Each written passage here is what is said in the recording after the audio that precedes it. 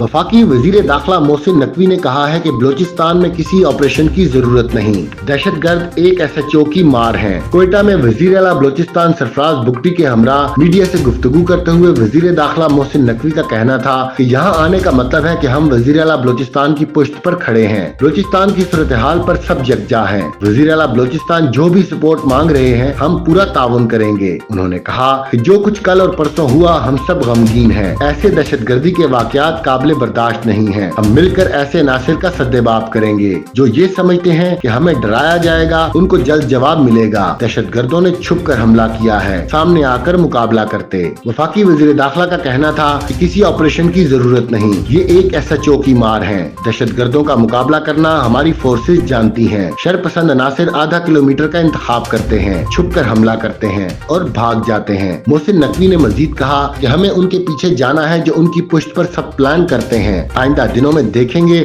इन सब का बंदोबस्त होगा। वजीर आला सरफराज बुगटी ने कहा कि पूरे बलोचिस्तान की फजा सोगवार है, पूरे बलोचिस्तान के लोग दुखी हैं। बर्बरियत के साथ मासूम लोगों को निशाना बनाया गया। वफाकी वजीर दाखिला मोहसिन नकवी का यहाँ आने पर शुक्रिया अदा करता हूँ। उनका कहना था कि दहशतगर्द हमारी सोसाइटी में रह रहे हैं। दहशतगर्द टारगेट को ढूंढते हैं और बसों से उतार कर मार देते हैं। हमें उनके खात्मे के लिए कोई भी कीमत अदा करना पड़ी तो करेंगे। मोहम्मद अलीमुद्दीन, हक न्यूज।